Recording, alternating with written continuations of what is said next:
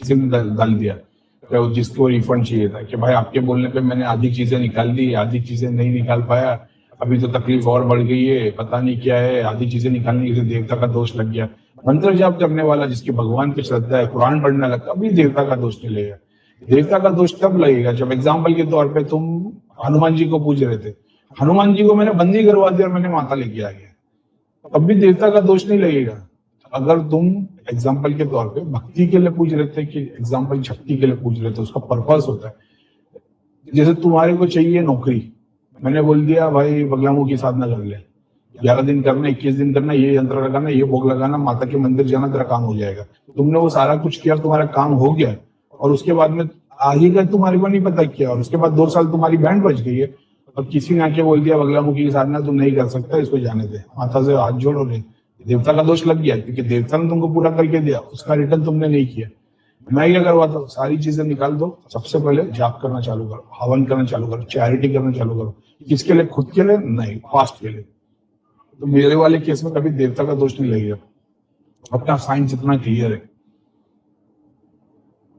बोलने का मतलब ये था कि किसी भी टाइप का डर कि घर से चीजें निकाल दे तो कहीं में बहुत दोष तो नहीं लग जाएगा, कुछ बुरा तो नहीं हो जाएगा, घर पे मौत तो नहीं हो जाएगी, एक्सीडेंट तो नहीं हो जाएंगे, और क्या, हाँ किसी को पता तो नहीं लग जाएगा, गुरु कोई क्रिया तो नहीं कर देगा। ये सारा डर भगवान की पूजा करने के लिए किसी भी टाइप का अगर आपको डर लगता है, यानी आपकी कुंडलिनी मूलाधार पे और मूलाधार वीक है, और वीक का मतलब है कि तुम्हारा पास्ट वीक है। जैसे पास्ट पे काम करोगे भाई गणेश अचीव कर लिया, गणेश तो वो है जो शिवजी से भी लड़ गए, तो फिर साथ से डर, सब जगह से डर निकल जाएगा ऐसे। तो डर का मतलब ही वही है कि मूलाधार, यानी तुम्हारा पास्ट वीक है। साधना करना क्यों पड़ रहा है तुमको? क्योंकि तुम्हारी लाइफ में कोई प्रॉब्लम है। तो लाइफ में जो प्रॉब्लम है वो जिस दोष की वजह से प्रॉब्लम आई है उस पे काम करना है, नहीं साधना नहीं करनी ताकि और 4 सिद्धि आ जाए जिससे प्रॉब्लम सॉल्व हो जाए। ये आज तक कोई नहीं सिखा पाया है, ये पता नहीं, मेरे को कोई नहीं मिला है जिसने सिस्टम, कोई गुरु या कोई सिखा रहा हो। सब अलग अलग साधना ही करवा रहे। अभी वो भेजते हैं, भाई मेरे को मत भेजा करो दिए की फोटो, भैया दिए में फूल निकले, इसका क्या मतलब है? ये एक झूठ है जो मार्केट में चलता है। यूट्यूब पे वीडियो बनाते कि अब देवता आपकी वो क्या बोलते हैं, आपकी पुकार सुन रहे हो, वो प्रूफ है, झूठी बात है।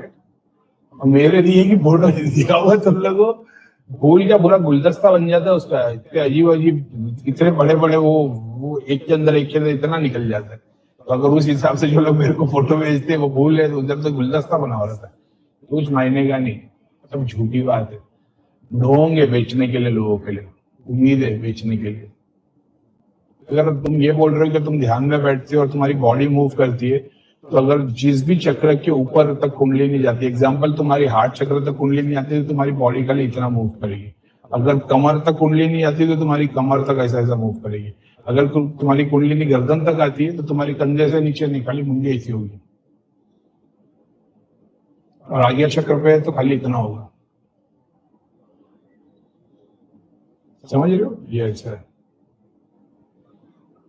तो जिस भी चक्र के तक कुंडली नहीं जाती है, उठने की कोशिश करेगी तो उसके ऊपर की बॉडी मूव होती है। इसको बोलते हैं यूनिवर्स से बॉडी अलाइन होना। ध्यान योग के अंदर ऐसा होता है। 10 से 15 सेकंड के लिए होता है, उससे ज्यादा हो रहा है तो फिर कुछ अलग बात है।